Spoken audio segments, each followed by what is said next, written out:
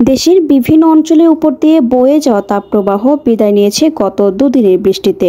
এতে সর্বোচ্চ তাপমাত্রার পারদ কিছুটা কমে ৩৬ ডিগ্রির ঘরে বিরাজ করছে। এই অবস্থায় টানা ৫ দিন দেশের বিভিন্ন অঞ্চলে বৃষ্টি অথবা বজ্রবৃষ্টি সহ কোথাও কোথাও অতি ভারী বর্ষণ হতে পারে। লঘুচাপের বর্ধিতাংশ পশ্চিমাংশ থেকে বাংলাদেশের দক্ষিণ পশ্চিমাঞ্চল হয়ে উত্তর পশ্চিম বঙ্গোপসাগর পর্যন্ত বিস্তৃত রয়েছে। সেই সঙ্গে মৌসুমী বায়ু দেশের দক্ষিণাঞ্চলে সক্রিয় ও অন্যত্র তা মোটামুটি সক্রিয় এবং উত্তর বঙ্গোপসাগরে মাঝারি অবস্থায় রয়েছে। খুলনা, বরিশাল, চট্টগ্রাম ও সিলেট বিভাগের অধিকাংশ জায়গায় এবং রংপুর, রাজশাহী, ময়মনসিংহ ও ঢাকা বিভাগের অনেক জায়গায় অস্থায়ীভাবে দমকা হাওয়া সহ বিদ্যুৎ চমকানো বা হালকা থেকে মাঝারি ধরনের বৃষ্টি অথবা বজ্রবৃষ্টি হতে পারে। সে সঙ্গে দেশের কোথাও কোথাও মাঝারি ধরনের ভারী থেকে অতি ভারী বর্ষণ হতে পারে। আর এই সময়ে দিন ও রাতের তাপমাত্রা কিছুটা কমতে পারে।